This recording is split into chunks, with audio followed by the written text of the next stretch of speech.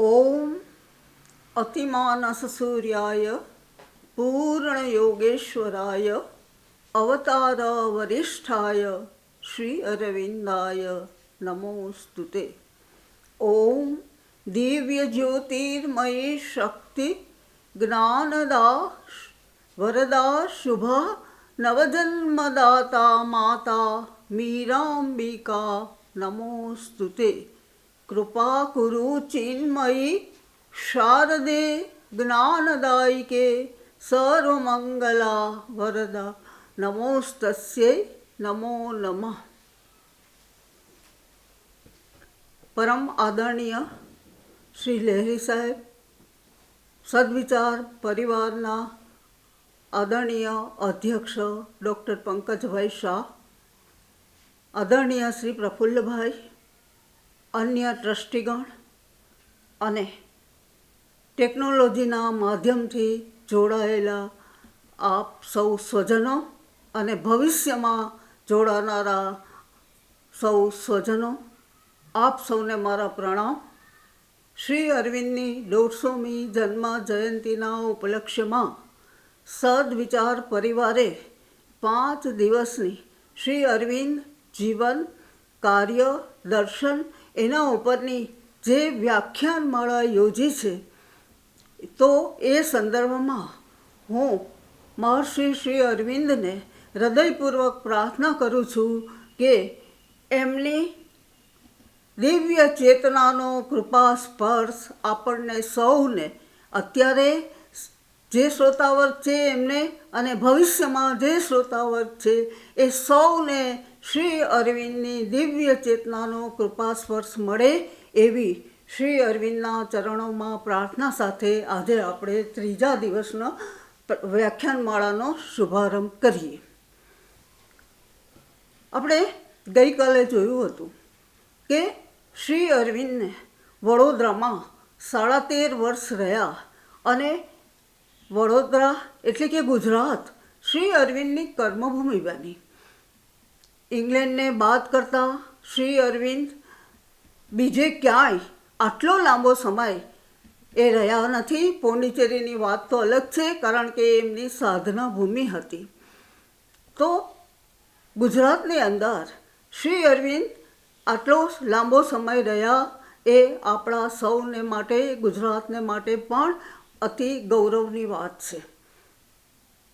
ગઈકાલે એમ પણ મેં કહ્યું હતું કે શ્રી અરવિંદના જીવનના મુખ્ય 3 કાર્યો, એ 3 કાર્યોનો શુભારંભ આ વડોદરાની સંસ્કાર નગરીમાં થયો હતો। એમાં આપણે બે કાર્યોની વાત તો આપણે જોઈ હતી કે યોગારંભ અને રાજકારણમાં પ્રવેશ। પરંતુ શ્રી અરવિંદનું સાહિત્ય સર્જન પણ વડોદરાની ભૂમિ ઉપર જ થયું।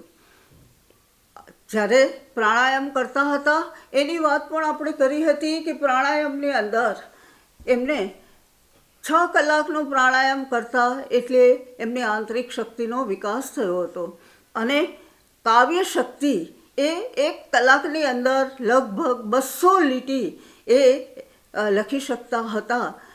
14 દિવસના એક ધારા પ્રયત્નમાં એમણે વડોદરાની ભૂમિ ઉપર લવ એન્ડ ડેથ એ મહાકાવ્ય લખ્યું। જો કે એ મહાકાવ્ય એટલું પ્રસિદ્ધ નથી, પરંતુ પ્રેમ અને મૃત્યુ એ મહાકાવ્યમાં એમણે ઋષિપુત્ર રુરુ અને એની પ્રિયતમા પત્ની પ્રિયંવદા એને આલેખીને આખી એ કથા એવી રીતે આલેખી છે કે સાવિત્રીમાં જેમ સાવિત્રી યમના પાશમાંથી સત્યવાનને છોડાવી લાવે છે, એમ અહીંયા એનાથી ઉલટું રુરુ પોતાની પ્રિયતમા પત્નીને પ્રિયંવદાને યમના પાશમાંથી છોડાવી લાવે છે। એ કથા પણ અદ્ભુત છે। એ વડોદરાની નગરીમાં એ કથાનું સર્જન થયું છે। સાવિત્રીનો પ્રારંભ પણ શ્રી અરવિંદે વડોદરામાં કર્યો હતો અને એ ઉપરાંત એમની કવિતા સોંગ્સ ટુ મર્ટિલા એ જે પુસ્તક છે એ કાવ્ય પુસ્તક પણ વડોદરાની અંદર જ એમણે રચ્યું હતું। એ ઉપરાંત વિક્રમોર્ષીય અને રામાયણ અને મહાભારત એના અનુવાદ પણ કેટલાક ખંડોના અનુવાદ પણ એમણે અત્યંત ઉત્કૃષ્ટ રીતે અંગ્રેજીની અંદર એમણે ઉતાર્યા હતા. અને એમણે જે ભર્તૃહરિના નીતિશતકનું અંગ્રેજીમાં ભાષણ કર્યું છે, એ ભાષણ તો એ જે ભાષાંતર કર્યું છે એ ભાષાંતર પણ અજોડ છે, બેનમૂન છે. આમ સાહિત્ય સર્જન એનો પ્રારંભ એ પણ વડોદરામાં થયો હતો. શ્રી અરવિંદ બંગાળ ગયા, પણ વડોદરાની એક બે ઘટના શ્રી અરવિંદના જીવન ઉપર મહત્વનો પ્રકાશ પાથરે છે, એટલે આપણે જોઈએ. શ્રી અરવિંદને તે સમયે 750 રૂપિયાનો પગાર મળતો હતો, અને એ રોકડા રૂપિયામાં મળતો હતો. એટલે રોકડા રૂપિયાની થેલી ભરીને આવે તો પોતાના ટેબલ ઉપર ટ્રે હતી, એ ટ્રેમાં એ બધા જ પૈસાઓનો ઢગલો કરી દેતા હતા, અને એમાંથી જ્યારે જોઈએ ત્યારે એમાંથી પૈસા લઈ લેતા હતા. પણ છેલ્લા દિવસો આવે ત્યારે ટ્રેમાં એક પણ રૂપિયો બચ્યો ન હોય. એમના વિદ્યાર્થી પાટકરે કહ્યું કે સાહેબ, આવી રીતે રૂપિયા ના રખાય, તમે કબાટમાં તાળા ચાવીમાં રૂપિયા મૂકો. શ્રી અરવિંદે કહ્યું કે આપણે પ્રમાણિક માણસોની વચ્ચે રહીએ છીએ, એટલે તાળા ચાવીમાં પૈસા મૂકવાની કોઈ આવશ્યકતા જ નથી. ત્યારે પાટકરે એમને કહ્યું, તમે હિસાબ તો રાખતા નથી, તો તમને કેવી રીતે ખબર પડે કે કોઈએ એમાંથી પૈસા લીધા નથી? થોડી વાર શ્રી અરવિંદ એ શાંત રહ્યા અને પછી કહ્યું, ગમે તેમ મારો હિસાબ ભગવાન રાખે છે. અને આ જે વાક્ય છે એ શ્રી અરવિંદના સમગ્ર જીવન દરમિયાન એ વાક્ય એમના જીવનની અંદર ચરિતાર્થ થતું આપણને જોવા મળે છે.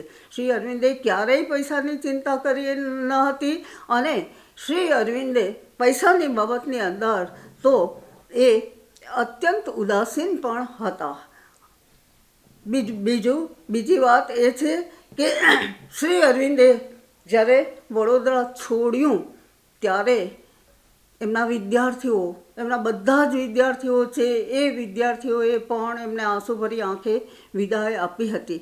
આપણે ગઈકાલે જોયું, મહારાજાએ પણ દિવાનને કહ્યું હતું કે શ્રી અરવિંદને જતા રોકો. અલબત્ત શ્રી અરવિંદ માત્ર 1 વર્ષની કપાત પગારની રજા લઈને જતા હતા, પરંતુ બધાને ખબર હતી કે હવે શ્રી અરવિંદ વડોદરામાં એ પાછા આવશે નહીં, સર્વિસ કરવા તો આવશે જ નહીં. અને એ રીતે શ્રી અરવિંદ 1906ની અંદર 1906 જૂનમાં એમણે આ રજા લીધી, 1907 જૂન સુધી, અને કલકત્તા આવી ગયા.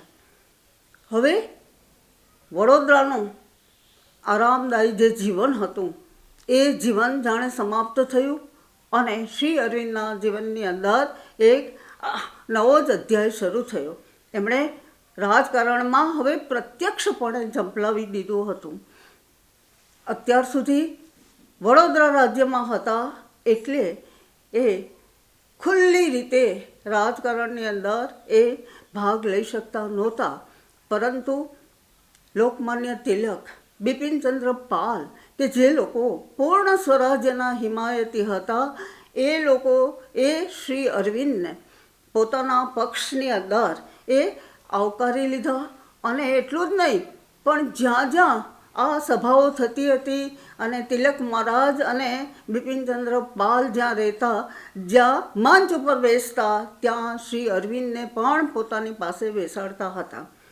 શ્રી અરવિંદે તો અભ્યાસ કર્યો હતો કે ભારતના રાજકારણનો, ભારતના નેતાઓનો, ભારતના નેતાઓની ઢીલી નીતિનો, ભારતના નેતાઓ, તે વખતના જે ભારતના કોંગ્રેસના નેતાઓ હતા, એ નેતાઓ તો બ્રિટિશરોની ખુશામત કરી અને નાના નાના બંધારણીય સુધારાઓ જ માગતા હતા. ત્યારે બિપિનચંદ્ર પાલ, લોકમાન્ય તિલક એ પૂર્ણ સ્વતંત્રતાના હિમાયતી હતા. અને શ્રી અરવિંદે, જેમ મેં ગઈકાલે કહ્યું કે 1904ની કોંગ્રેસમાં કહ્યું હતું કે આપણે પૂર્ણ સ્વતંત્રતાથી ઓછું કશું જ જોઈતું નથી.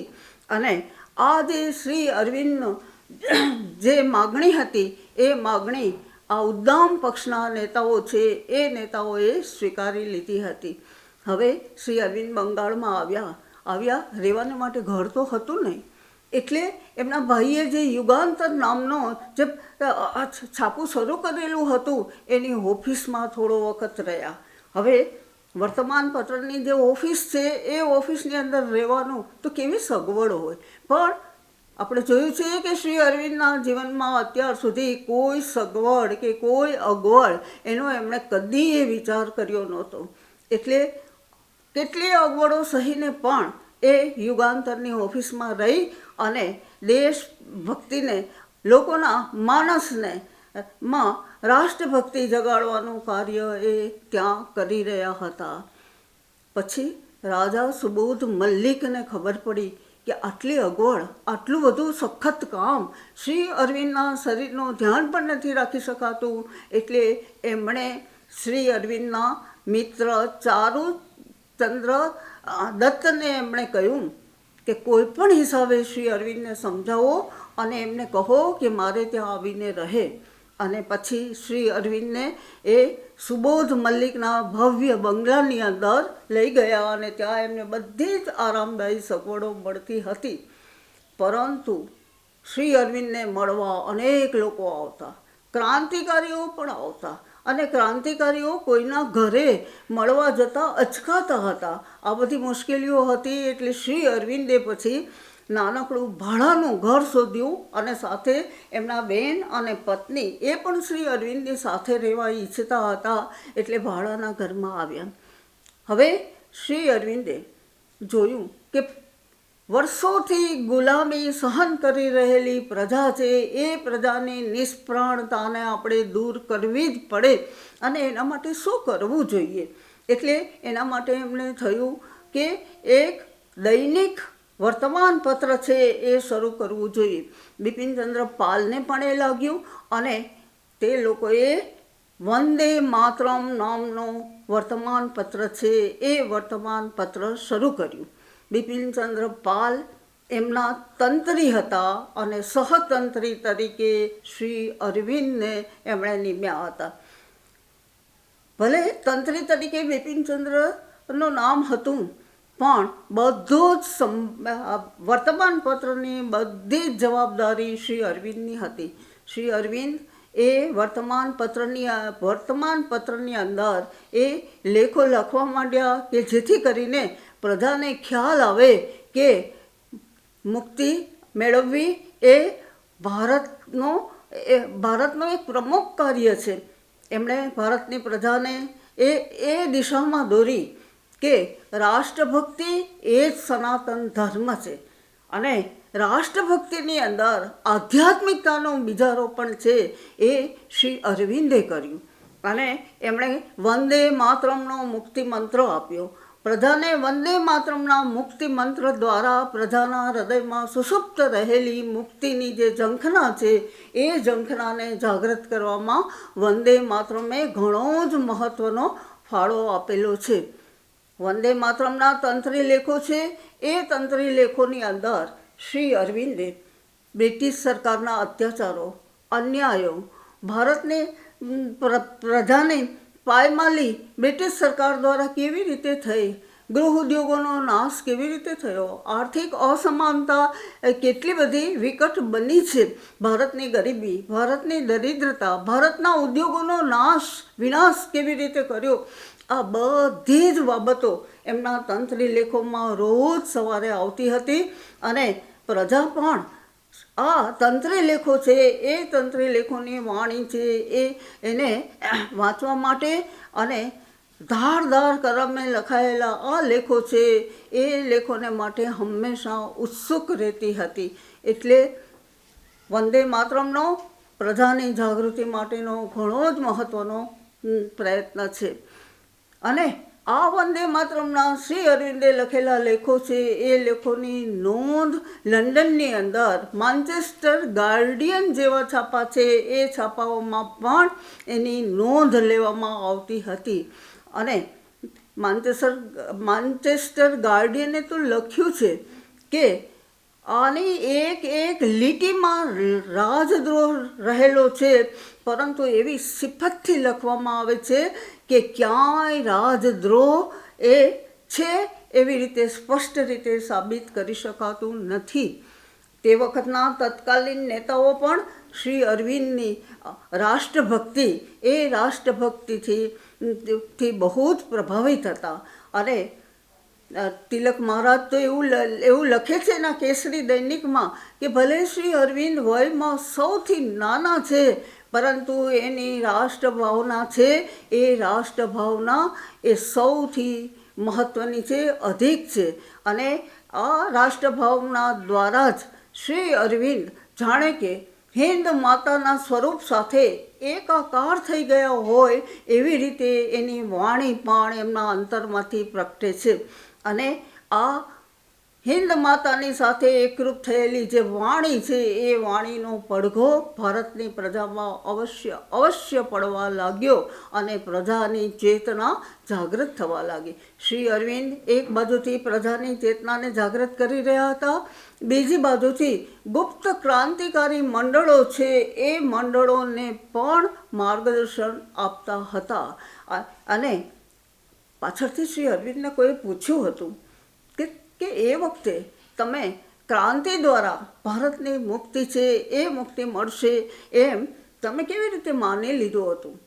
ત્યારે શ્રી અરવિંદે એના ઉત્તરમાં કહ્યું હતું કે તે વખતે બ્રિટિશ લશ્કર ઘણું નાનું હતું, ભારતના લશ્કરનો સાથ હતો, અને જો પ્રજાએ પૂરેપૂરો સાથ આપ્યો હોત, અને એ પૂરેપૂરો સાથ એટલે બ્રિટિશ સરકારનો સંપૂર્ણ બહિષ્કાર પ્રતિકાર, એમાં જો પૂરેપૂરો સાથ આપ્યો હોત તો અંગ્રેજો ભારતમાંથી વહેલા વિદાય થઈ ગયા હોત. પરંતુ યુવાનો છે, બંગાળી યુવાનો શક્તિના પૂજક, અને તે લોકોએ આવી રીતે એકલ દોકલનું ગોરા ઓફિસરોનું ખૂન કરવાનું અને એવું બધું કામ આચર્યું. એમાં શ્રી અરવિંદની જે યોજના હતી એ યોજના પડી ભાંગી. પરંતુ એમની યોજનામાં આવી રીતે કોઈનું ખૂન કરવાનું કે એ બધું હતું નહીં. સશસ્ત્ર ક્રાંતિ છે એ ક્રાંતિ દ્વારા તેઓ આઝાદીને વહેલી લાવવા માગતા હતા. પરંતુ એમણે જે માર્ગ કંડારી આપ્યો હતો એ ભારતની સ્વતંત્રતા માટે બિપિનચંદ્ર પાલ, લાલા લજપત રાય એ બધા કહે છે કે ભારતની આઝાદી કેવી રીતે મેળવવી એનું સ્પષ્ટ દર્શન શ્રી અરવિંદ પાસે હતું. અને એટલું જ નહીં, પરંતુ આ આઝાદી મેળવવા માટે કેવો સંઘર્ષ કરવો પડશે, કેવો માર્ગ લેવો પડશે, એનું પણ સ્પષ્ટ યોજના શ્રી અરવિંદ પાસે હતી. એવી બીજા કોઈ નેતાઓ પાસે હતી નહીં. ભલે વયમાં નાના હતા, પરંતુ એમની પાસે સ્પષ્ટ દર્શન હતું. એ વાત પણ તત્કાલીન નેતાઓએ સ્વીકારી હતી. અને શ્રી અરવિંદનું પોતાનું જીવન જ ત્યાગ, સમર્પિતતા, માતૃભૂમિ પ્રત્યેની અનન્ય ભક્તિ, અને યુવાનો છે એ યુવાનોને સાચી પ્રેરણા આપવાની એમની જે દ્રષ્ટિ હતી, એમની જે આંતરસૂઝ હતી, આ બધાનો પ્રભાવ એ તત્કાલીન જે યુવાનો હતા એ યુવાનો ઉપર એટલો બધો પડ્યો હતો કે શ્રી અરવિંદની એક હાકલે જ પણ તેઓ માતૃભૂમિ માટે બલિદાન આપવા માટે તત્પર હતા. એટલે શ્રી અરવિંદનો આવો પ્રભાવ જોઈને, શ્રી અરવિંદના લખાણો છે એ લખાણોની આટલી અસર જોઈને બ્રિટિશ સરકાર ફફડી ઉઠતી હતી. બ્રિટિશ સરકારને થયું કે આ વ્યક્તિને કોઈ પણ ભોગે આ પ્રજાના સંપર્કથી દૂર કરવી જોઈએ. એટલે બ્રિટિશ સરકાર તક શોધી રહી હતી કે કોઈ પણ ભોગે શ્રી અરવિંદને જેલમાં લઈ જવા. પણ તો તક મળતી નહોતી, કારણ કે શ્રી અરવિંદ એવી સિફતથી લખતા હતા કે બ્રિટિશ સરકારની હળાહળ વિરોધ હોવા છતાં પણ સરકાર એમાંથી કોઈ પણ એવો પ્રસંગ કે કોઈ પણ એવું વાક્ય શોધી શકે નહીં કે જેમાં એમના ઉપર રાજદ્રોહનો આરોપ મૂકી શકાય. પણ આખરે સરકારને જે ધારવું હતું એ કર્યું. એમણે એક લેખમાં એવો આરોપ એવો શોધી કાઢ્યું કે આ રાજદ્રોહ આની અંદર થઈ રહ્યો છે, અને ધરપકડ શ્રી અરવિંદની અને બિપિનચંદ્ર પાલની ધરપકડ કરી અને એમને જેલમાં લઈ ગયા. હવે જેલમાં લઈ ગયા આખો દેશ ખળભળી ઉઠ્યો, કારણ કે કોઈ પણ એવું લખાણ હતું નહીં કે જેના ઉપર આવો આરોપ મૂકી શકાય, અને છતાંય એમની ધરપકડ કરી. એટલે સરકાર તો પાછી ચોંકી ઉઠી કે આ તો ખોટી વાત થઈ ગઈ, કારણ કે આખા દેશને ખબર પડી ગઈ અને દેશના બધા જ લોકો છે એ હવે બ્રિટિશ સરકારની વિરુદ્ધ થઈ ગયા.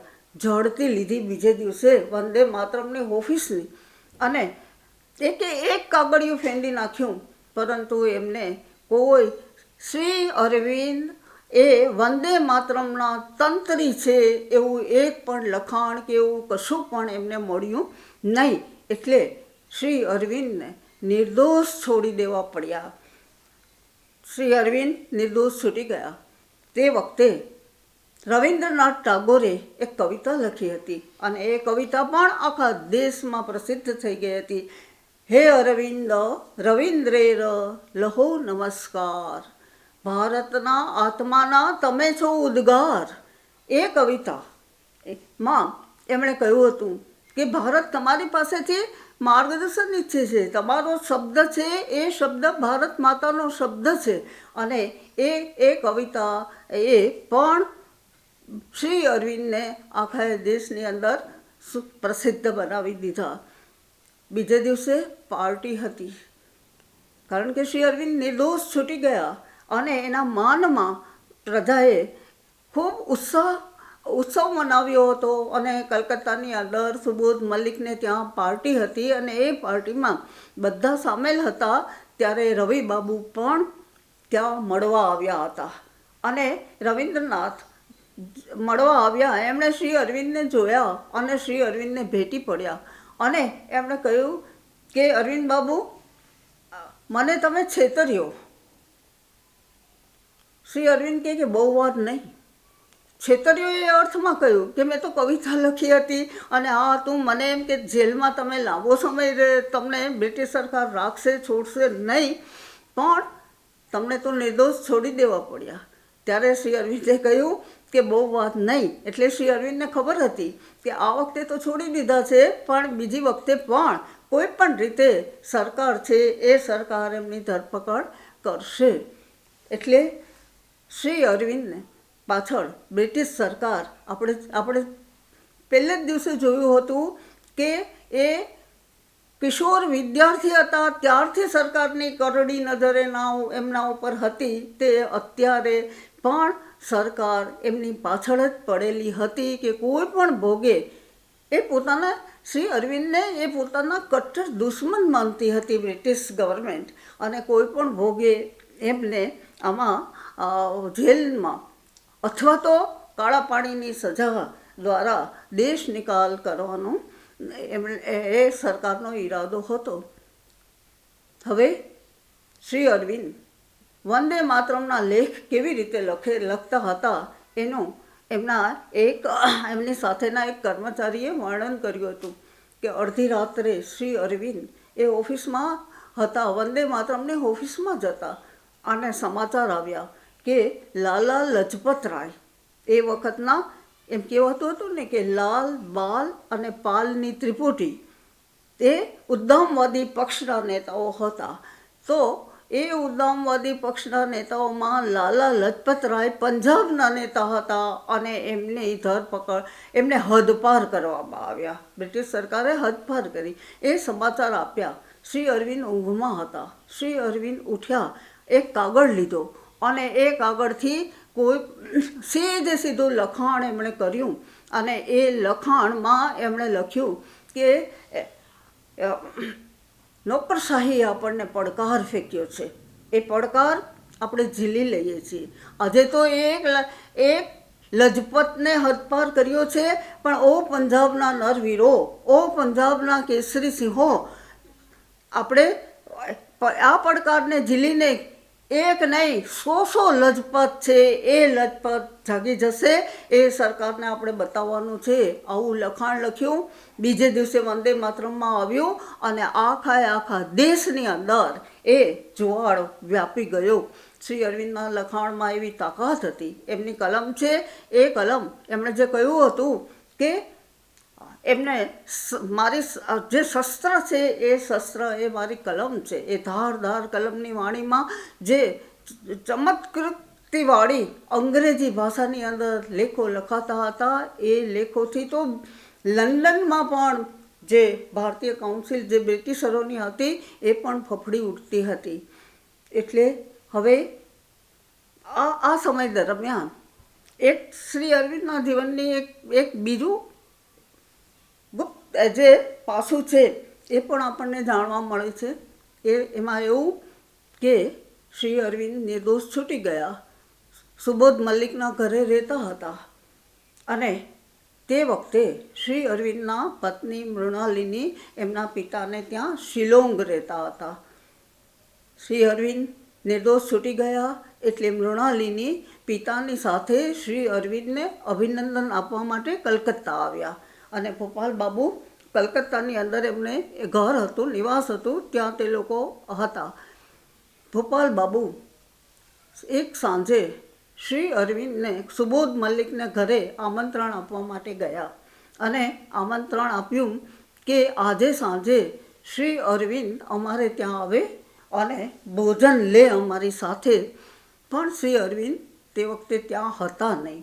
એટલે સુબોધ મલ્લિક અને ચારુચંદ્ર એમના જે મિત્ર હતા એમણે કહ્યું, અમે શ્રી અરવિંદને સમાચાર આપી દઈશું અને આજે સાંજે અમે શ્રી અરવિંદને ચોક્કસ તમારે ત્યાં મોકલીશું. શ્રી અરવિંદ સાંજે આવ્યા અને બધા ચૂપચાપ ગંભીર ભાવે હસતા રહ્યા. શ્રી અરવિંદને સમજ ના પડી કે કેમ આ લોકો બધા આટલા ગંભીર અને પાછા હસે છે. શ્રી અરવિંદે કહ્યું, બોલો શી વાત છે? એટલે ધીરે રહીને ચારુ બાબુના પત્ની લીલાવતીએ કહ્યું કે આજે તો અરવિંદ બાબુ એમના સસરાને ત્યાં દીદીને મળવા જવાના છે. એટલે શ્રી અરવિંદે કહ્યું કે હા એ જ વાત છે ને. તો કે નહીં, આજે તમને સાંજે જમવાનું આમંત્રણ આપવામાં આવ્યું છે અને શ્રીમતી ઘોષ આપને મળવા માટે ખાસ શિલોંગથી આવ્યા છે, એટલે આજે તમારે ત્યાં જવાનું છે. શ્રી અરવિંદે કહ્યું, હા બસ બરાબર છે, સાંજે જઈશ. લીલાવતી કહે, એમ નથી જવાનું, અમે તમને જેમ કહીએ તેમ તમારે કરવાનું છે અને તમારે એવી રીતે જવાનું છે.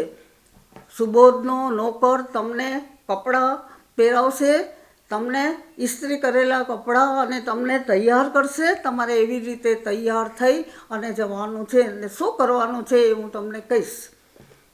એ રીતે શ્રી અરવિંદને તૈયાર કરાવડાવ્યા.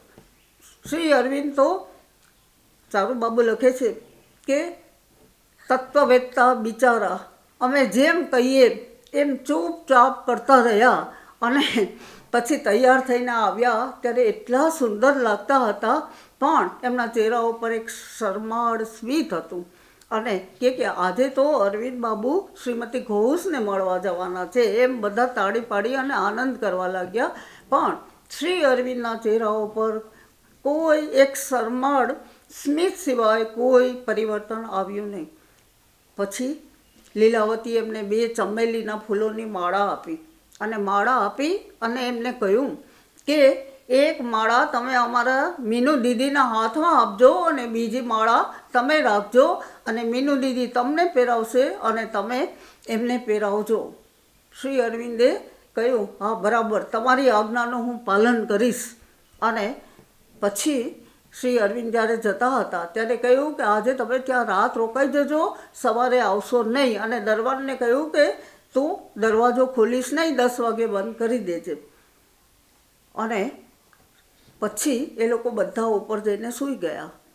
સવારે જ્યારે ઉઠ્યા ત્યારે નોકર ઉપર ગયો અને નોકરે કહ્યું કે અરવિંદ બાબુ પૂછાવે છે કે તમે બધા ચા પીવા નીચે આવો છો કે નહીં. અને બધા ચોંકી ઉઠ્યા કે અરવિંદ બાબુ ક્યારે આવ્યા? તો કે એ તો રાત્રે 11 વાગ્યા પહેલાં આવી ગયા. અને બધા દોડતા નીચે આવ્યા અને કહ્યું, તમે કેમ વહેલા આવ્યા?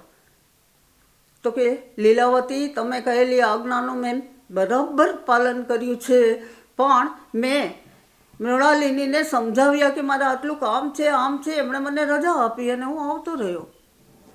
બધા એકદમ ચૂપચાપ સ્તબ્ધ બની ગયા. અને ચારુ બાબુ કહે છે કે આ તત્વવેતાને અમારે શું કહેવું, અમારી પાસે શબ્દો નહોતા. અમે બધા એમની આ દેશ પ્રત્યેની જે કાર્યનિષ્ઠા છે એ કાર્યનિષ્ઠાને અમે સૌ વંદી રહ્યા કે આ મહામાનવ છે. એ મહામાનવને પાસે આપણે કંઈ આપણું ધાર્યું કરાવી શકીએ નહીં. તો આ તો શ્રી અરવિંદના જીવનની એક અંગત ઘટના કે એમના મન, પ્રાણ અને દેહની અંદર ભારત માતાની સ્વતંત્રતા સિવાય બીજું કશું જ હતું નહીં. અને એટલે જ એમની વાણી છે એ વાણીનો પડઘો એ સમસ્ત પ્રજાએ ઝીલ્યો હતો. હવે આટલી બધી લોકચાહના હતી અને શ્રી અરવિંદનું કહેવું પણ બધા યુવાનો માનતા હતા. કોંગ્રેસનું અધિવેશન ભરાયું, એમાં 2 ફાટફૂટ પડે એમ હતી અને એક સુધારાનો ખરડો પસાર કરવાનો હતો. અને આ જે ફાટફૂટ પડી એની અંદર જો ફાટફૂટ પડે તો પછી કોંગ્રેસના 2 ભાગલા પડી જાય. અને શ્રી અરવિંદ એવું ઈચ્છતા નહોતા. એટલે શ્રી અરવિંદે પોતાના જે યુવાન જે કાર્યકરો હતા એ યુવાન કાર્યકરોને એમણે એમ કહ્યું કે જો આ ખરડો છે એ લોકો આ ઠરાવ પસાર કરે તો સારી વાત છે, અને જો ન કરે અથવા તેમાં કંઈ સુધારા કરે તો તમે કાંઈ ઉહાપો કરતા નહીં. અને શ્રી અરવિંદની આજ્ઞાનું પાલન કરી અને બધાએ ચૂપચાપ ત્યાંથી નીકળી ગયા. અને આ જે વૃદ્ધ નેતાઓ હતા એ નેતાઓને આશ્ચર્ય થયું કે હજી નવા સવા આવેલા આ યુવા નેતાનો આટલી બધી આજ્ઞાનું પાલન આ બધા યુવાનો કરે છે કે જે થોડા સમય પહેલાં ઉહાભો કરી રહ્યા હતા, કોલાહલ કરી રહ્યા હતા. અને આ સભા બરખાસ્ત કરવાની વાત હતી અને શ્રી અરવિંદના એક ઇશારે બધા ચૂપચાપ એ સભા છોડીને ચાલી નીકળ્યા. આવો હતો શ્રી અરવિંદનો એ યુવા કાર્યકરો ઉપરનો પ્રભાવ. અને ખરેખર એમ જ થયું કે આ બધો પ્રભાવ, આ બધી લોકચાહના જોઈ અને બ્રિટિશ સરકારે તક શોધી કે શ્રી અરવિંદને કેવી રીતે હદપાત કરવા અથવા તો કેવી રીતે ફાંસીની સજા કરવી એ માટે એ તક શોધતી રહી. અને એ તક એમને મળી. એ તક ક્યાં મળી કે મુઝફ્ફરપુરની અંદર બોમ્બ કેસ થયો, બોમ્બ બ્લાસ્ટ થયો અને એમાં 2 ગોરી મહિલાઓનો મરી ગઈ. હવે એમાં વાત એવી હતી કે મેજિસ્ટ્રેટ કિંગ્સફોર્ડ બહુ જ ક્રૂર મેજિસ્ટ્રેટ હતો અને એણે સુશીલ સેન નામના એક 14 વર્ષના એક કિશોર બાળકને કોર્ટની અંદર એટલો માર માર્યો કે લોહી લુહાણ થઈ ગયો હતો. અને એને લઈને આ બધા જે ક્રાંતિકારી યુવાનો હતા એ યુવાનો એ નક્કી કર્યું કે આવા ક્રૂર મેજિસ્ટ્રેટને આપણે કોઈ પણ હિસાબે ઉડાવી દેવા. અને પછી સંધ્યા મેગેઝિન હતું, એના તંત્રી બ્રહ્મ બાંધવ ઉપાધ્યાય એ પ્રખર દેશભક્ત હતા, શ્રી અરવિંદના ચાહક હતા, વિવેકાનંદના પણ ચાહક હતા. અને એમને સરકારે રાજદ્રોહનો આરોપ મૂકી અને જેલના સળિયા પાછળ ધકેલી દીધા અને ત્યાં એમનું મૃત્યુ થયું.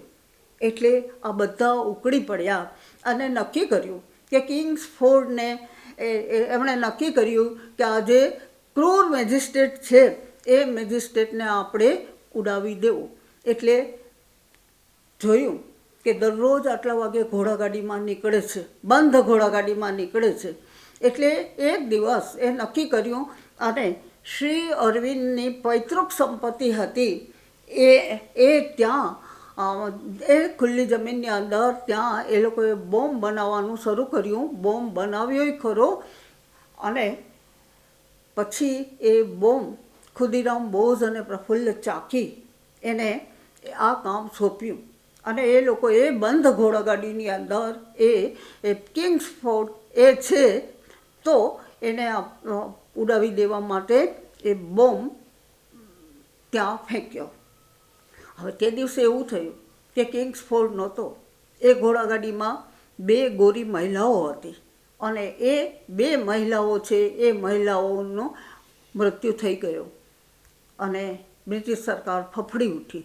બ્રિટિશ સરકારને થયું કે ક્રાંતિકારીઓનું આ કાવતરું છે, એટલે એ ક્રાંતિકારીઓને વીણીને બધાને પકડી લીધા અને ત્યાં નલિનીકાંત ગુપ્તા, બારિન્દ્ર ઘોષ એ બધાને પકડી અને જેલમાં પૂર્યા. એ કે ક્યાં છે અરવિંદ ઘોષ? તો શ્રી અરવિંદને પકડવા માટે, કારણ કે સરકારે માન્યું કે આ જે કાવતરું છે એ કાવતરના મુખ્ય નાયક જો કોઈ હોય તો એ મુખ્ય નાયક એ અરવિંદ ઘોષ છે, માટે એની પહેલી ધરપકડ કરવી. તે વખતે શ્રી અરવિંદ ભાડાના મકાનમાં રહેતા હતા, સાથે બેન સરોજિની હતી અને મૃણાલિની પણ સાથે હતા. તો તે મકાનમાં વહેલી સવારે લગભગ 4:30ના સમયે બહાર એટલો બધો કોલાહલ થયો અને સરોજિનીએ બારણું બધા બહુ જ ઠોકાઠોક કરતા હતા. સરોજિનીએ બારણું ખોલ્યું તો આખું પોલીસનું આખું ધાડ્યું આખું એ ઘરમાં ઘૂસી આવ્યું અને સરોજિનીની છાતી સામે રિવોલ્વર તાકી અને એમણે કહ્યું કે ક્યાં છે અરવિંદ ઘોષ? હવે સરોજિની અને મૃણાલિની એ બંને જણાને તો ખબર જ ન પડી કે આ શું થઈ રહ્યું છે ને એકાએક આટલી પોલીસની ફોજ ઘરમાં કેવી રીતે આવી ગઈ. એટલે એ લોકોએ એકદમ ડરી ગયા અને આમ છાતી સામે તાકેલી બંદૂક, અને પછી સરોજિનીએ એકદમ ગભરાતા કહ્યું, સેજદા ઉઠો. શ્રી અરવિંદ જાગી ગયા હતા, બીજા રૂમમાં સૂતા હતા. એ જાગી ગયા હતા. એ તો ત્યાં સાદડી ઉપર ઓશીકું નાખી અને એ તો હંમેશા એમ જ સૂતા, એટલે જાગી ગયા અને એ ઉઠે ત્યાં તો આખું પોલીસની ફોજ અને પોલીસ સુપ્રિન્ટેન્ડન્ટ એ ક્રેગન એ અંદર આવી ગયા અને કહે છે, કોણ છે અરવિંદ ઘોષ? શ્રી અરવિંદે કહ્યું, હું છું. કેમ? તો કે પકડી લો એને, દોરડાથી બાંધી દો. તો કે પણ તમે શા માટે? તમારી પાસે કોઈ વોરંટ છે? તો કે હા, વોરંટ બતાવ્યું. એટલે શ્રી અરવિંદે વોરંટનો સ્વીકાર કર્યો, આનાકાની ન કરી, પણ એ કે મને શા માટે પકડો છો? તો કે એ બધી વાત પછી. અને શ્રી અરવિંદને દોરડાથી બાંધી દીધા અને મૃણાલિની એ સહન ના કરી શક્યા, એકદમ એ કૂદી પડ્યા કે નહીં, આ વસ્તુ નહીં. એટલે પછી શ્રી અરવિંદે મૃણાલિનીને બહારના રૂમમાં જવાનું કહ્યું અને આ લોકોએ શ્રી અરવિંદનો આખું ઘર એ ફેંદી વળ્યા કે ક્યાંયથી કંઈ પણ મળે, બોમ્બ બનાવવાની સામગ્રી મળે તો એ સામગ્રી શોધવા માટે. તો એક જગ્યાએ મૃણાલિનીએ શ્રી રામકૃષ્ણ પરમહંસના દક્ષિણેશ્વરની માટી પૂઠાના ખોખામાં રાખી હતી. તો એ માટીનું ખોખું જોઈ અને પેલો સાર્જન્ટ ક્રેગન કહે છે કે આહા, ઘણું જ કામનું, આ બોમ્બ બનાવવાની સામગ્રી છે, લઈ લો એને. અને એ માટી પણ એ લોકો એ પોલીસ સ્ટેશને લઈ ગયા. શ્રી અરવિંદના જે ટ્રક હતા એ ટ્રકને પણ તાળા તોડી અને બધા ફેંદી વળ્યા. એમાં મૃણાલિનીએ શ્રી અરવિંદને જે પત્રો લખ્યા હતા એ પત્રોનો એક સરસ બોક્સમાં એ સાચવીને રાખ્યા હતા. તો એ પણ લઈ ગયા અને કે આની અંદર બોમ્બ બનાવવા માટેની કંઈ પણ ફોર્મ્યુલા હશે એમ માની અને એ પત્રો પણ લઈ ગયા. પણ એ પત્રો દ્વારા જ આપણને શ્રી અરવિંદે મૃણાલિનીને કેવું માર્ગદર્શન આપ્યું છે એ જાણ થાય છે. એ 13 પત્રો છે કે મૃણાલિનીને શ્રી અરવિંદે લખેલા પત્રો છે. એ પત્રો દ્વારા આપણને તે સમયની, નહીં તો જાહેર થાત જ નહીં, પણ એ 13 પત્રો દ્વારા શ્રી અરવિંદની તે વખતે પણ કેટલી આંતરિક ઉચ્ચ સ્થિતિ હતી એ આપણે જાણી શકીએ છીએ. તો એક ઝીણવટ ભરી વસ્તુઓ છે એ વસ્તુઓને ફેંદી અને તે લોકો પોલીસ સ્ટેશને લઈ ગયા કે આ બધું બોમ્બ બનાવવા માટેનું જ કાવતરું છે. બહાર એક સાયકલ પડી હતી. એ સાયકલને પાછળની જે તકતી હતી એમાં કુષ્ટિયાર સ્ટેશન એવું લખેલું હતું.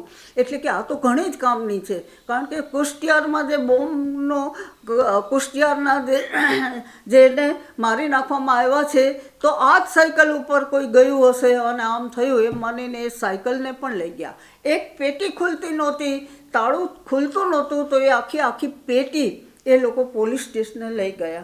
અને આ રીતે શ્રી અરવિંદની ધરપકડ દોરડા રૂમની અંદર દોરડા બાંધ્યા અને દોરડા બાંધી અને એમને લાલપુરના એ લાલ બજારના જે સ્ટેશન છે એ સ્ટેશનની અંદર શ્રી અરવિંદને લઈ ગયા. સાથે સાથે એક બીજા પણ ભાઈ હતા શૈલેન્દ્ર, એને પણ લઈ ગયા. અને ત્યાં શ્રી અરવિંદને એ પોલીસ સ્ટેશનમાં 3 દિવસ રહેવાનું થયું. અને એ 3 દિવસમાં સવારથી બપોર સુધી કશું જ ખાવા ના આપ્યું. પછી હાથ પગ ધોવા માટે પણ ના આપ્યું. પાણી જ્યારે આપ્યું ત્યારે એટલું ઓછું પાણી આપ્યું કે મોઢું પણ ન ધોઈ શકાય. અને ખાવા માટે ઉતરેલા દાળ ભાત આપ્યા. શ્રી અરવિંદ પાછળથી લખે છે કે 1-2 કોળિયા પણ અંદર પેટમાં જઈ શકે નહીં. અને સાંજે થોડું ચવાણું નાસ્તામાં આપ્યો. આવી રીતે 3 દિવસ અને 3 રાત શ્રી અરવિંદને એ પોલીસ સ્ટેશનની અંદર રાખ્યા. અને પછી ચોથે દિવસે એમને અલીપુરની જેલમાં લઈ ગયા. અને એ અલીપુરની જેલની અંદર એ 4 મે 1908માં એ ત્યાં અલીપુરની જેલ છે એ જેલમાં ગયા. અને પછી 1 વર્ષ પૂરું 1 વર્ષ એમને અલીપુરની જેલમાં રહેવાનું થયું.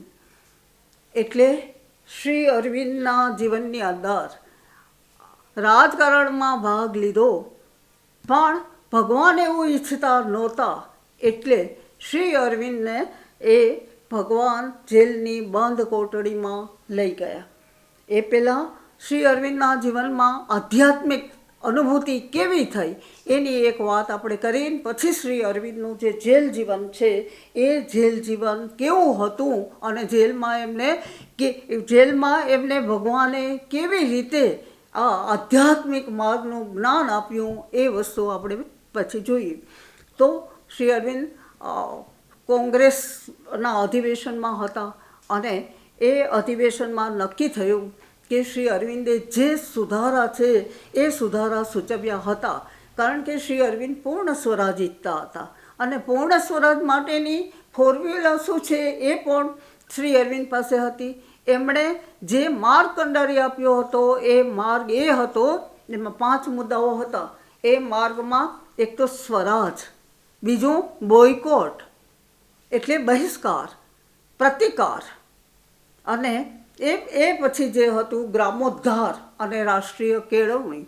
આ 5 મુદ્દાઓ કે જે 5 મુદ્દાઓ સૌથી પહેલાં શ્રી અરવિંદે સ્વતંત્રતા માટે એની ચળવળ માટે જે આપેલા હતા એના ઉપર જ આખી પાછળથી ગાંધીજીએ આ 5 મુદ્દાઓ લઈ અને ગાંધીજીએ જે અહિંસક ચળવળ ચલાવી અને ભારતને આઝાદી અપાવી એ આના ઉપર હતું. એટલે આપણે એમ કહી શકીએ કે સ્વાતંત્ર્ય સંગ્રામના પથ પ્રદર્શક, સર્વપ્રથમ પથ પ્રદર્શક એ શ્રી અરવિંદ હતા.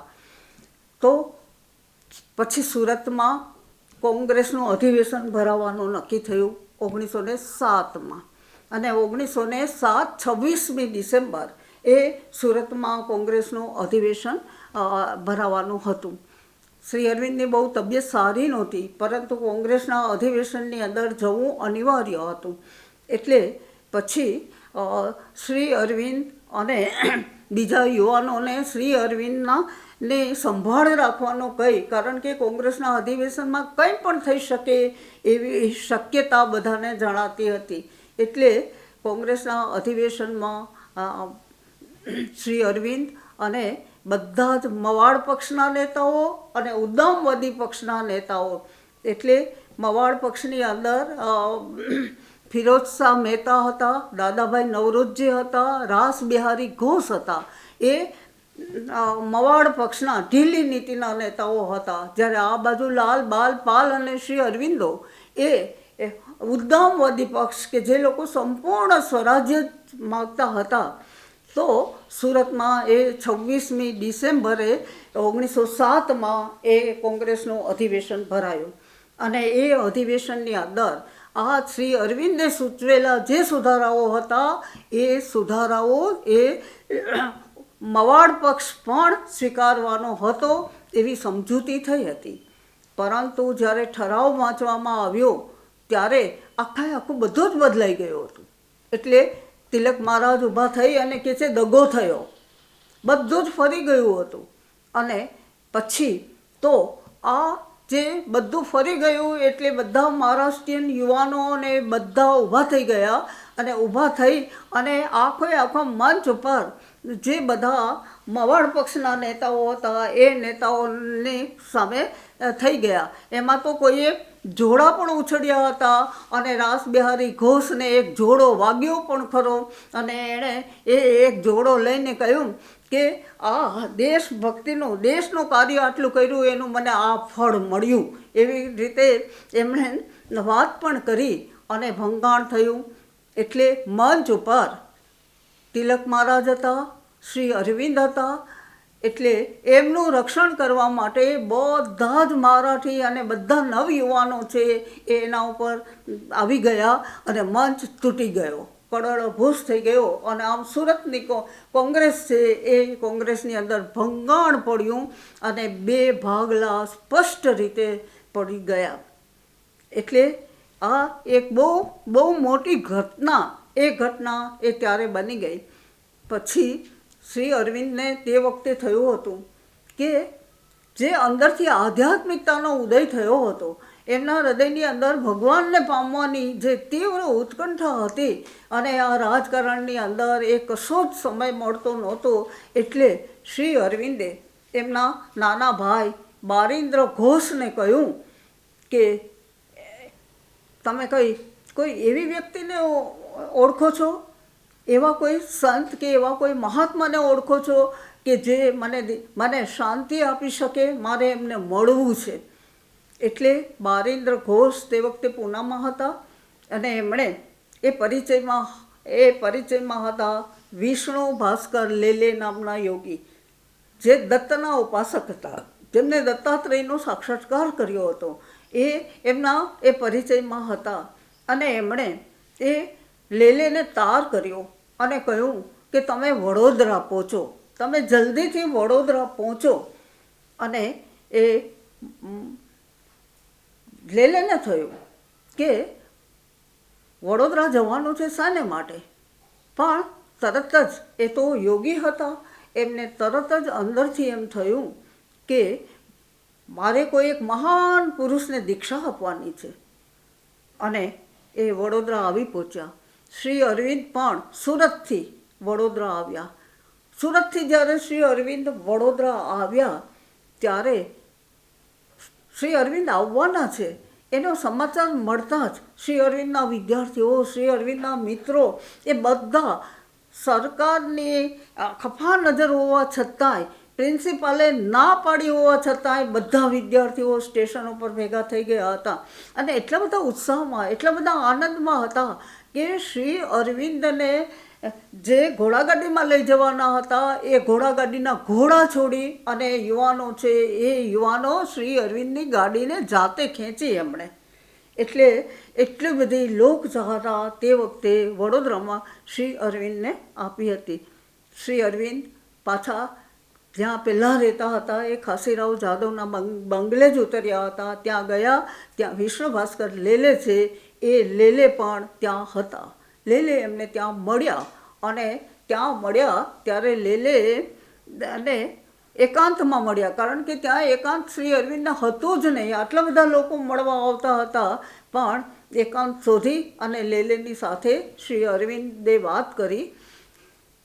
કે છે શ્રી અરવિંદ કહે છે કે મને અંતરથી આવું થાય છે.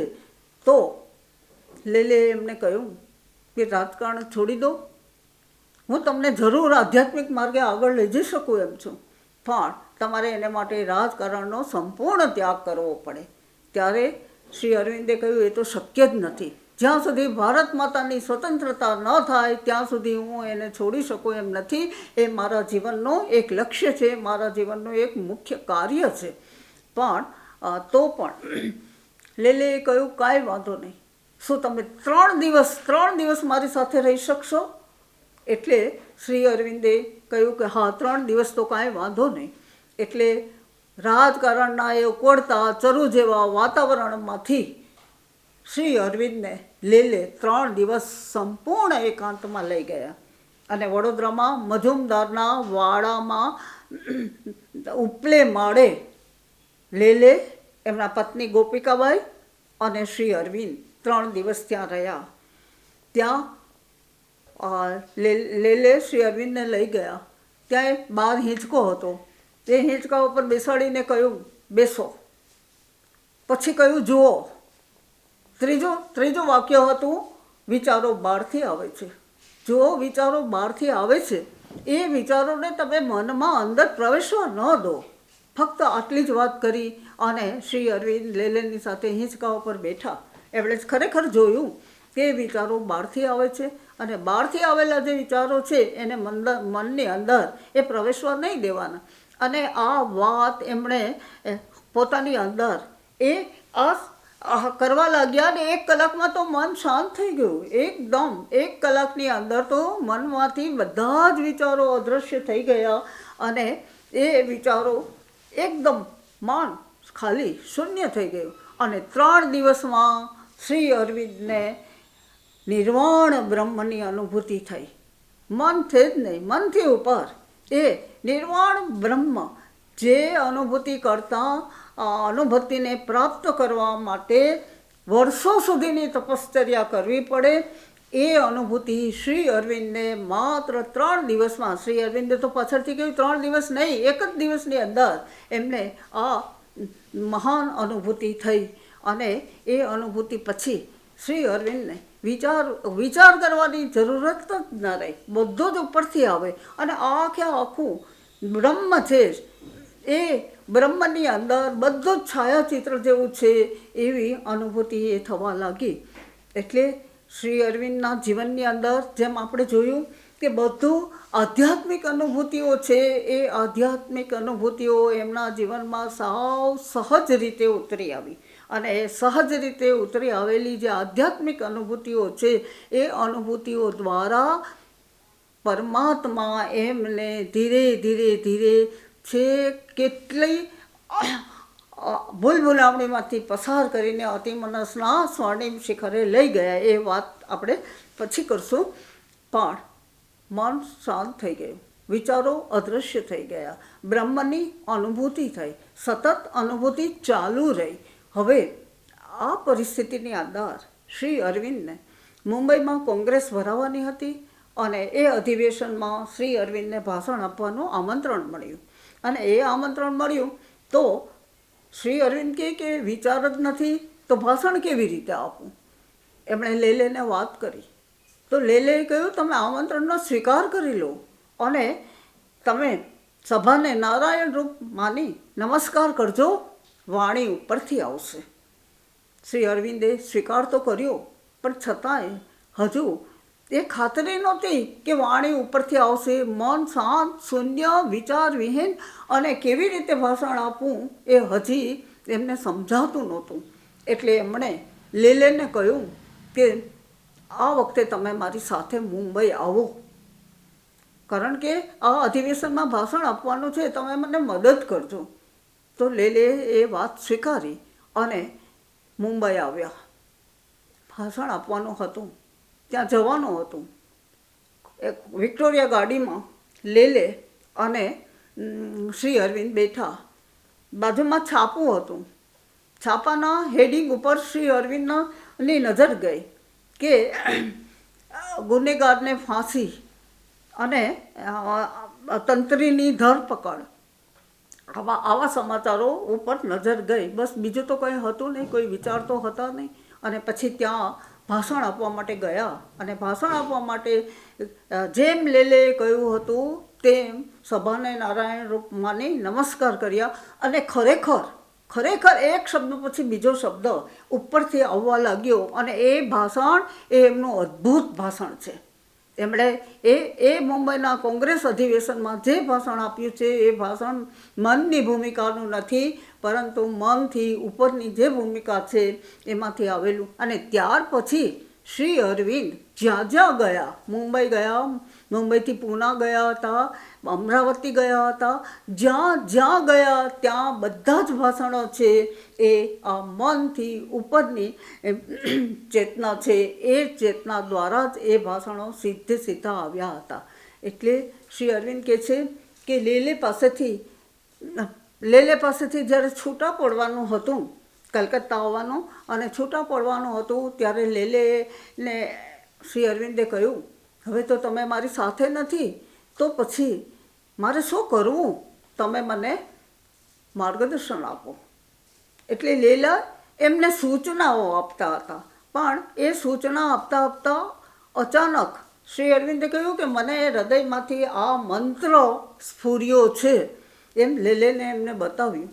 તો લેલેને થયું કે તમને જેણે આ મંત્ર અંદરથી પ્રેરણા આપી છે મંત્રની, એના ઉપર તમે આધાર રાખી શકશો? તો કે ચોક્કસ એના ઉપર હું આધાર રાખીશ. અને તો કે છે મારે તમને કોઈ સૂચના આપવાની જરૂર નથી. અને લેલે એ પછી એમને કેવી રીતે ધ્યાન કરવું કે શું કરવું એની કોઈ સૂચના શ્રી અરવિંદને આપી નહીં. ત્યાર પછી સ્ટેશન સુધી શ્રી અરવિંદ અને લેલે એ સાથે ગયા, પણ બેમાંથી કોઈ એક અક્ષર પણ બોલ્યું નહીં. અને શ્રી અરવિંદ લેલેથી છૂટા પડી ગયા. પણ લેલે પાસેથી શ્રી અરવિંદે કહ્યું, મને 3 વસ્તુઓ છે એ મળી. એક તો નીરવ બ્રહ્મની અનુભૂતિ થઈ, બીજું કે આંતરિક રીતે અંદરથી જે પ્રેરણા મળે છે, ભગવાનના જે પ્રેરણા આપે છે એ આંતરિક અવાજને અનુસરવાની એ શક્તિ મને લેલે પાસેથી મળી. અને ત્રીજું, વિચાર વગર ઉપરથી બોલવાની અને લખવાની શક્તિ છે એ શક્તિ પણ મને એમની પાસેથી મળી. અને આમ શ્રી અરવિંદ કલકત્તા આવ્યા. અને આપણે પછી જોયું કે કલકત્તા આવી અને પાછા પ્રવૃત્તિઓમાં ગળાબૂટ થઈ ગયા. અને એ પ્રવૃત્તિઓને જોઈ અને બ્રિટિશ સરકારે એમના ઉપર નિર્દોષ હોવા છતાં એમના ઉપર ખૂનનો આરોપ મૂક્યો અને એમને અલીપુરની જેલની અંદર લઈ ગયા. હવે અલીપુરની જેલમાં જીવન કેવું હતું અને એના દ્વારા રાજપુરુષ, યોગી પુરુષ કેવી રીતે બન્યા, અને પછી આખું એ જીવન છે એ જીવનમાં કેવો મહાન પરિવર્તન આવ્યું, કેવો પલટો આવ્યો, એ બધી જ વાત આપણે આવતીકાલે કરીશું. અસ્તુ ઇતિ ઓમ શુભમ ભવતુ. આપ સૌનો આભાર.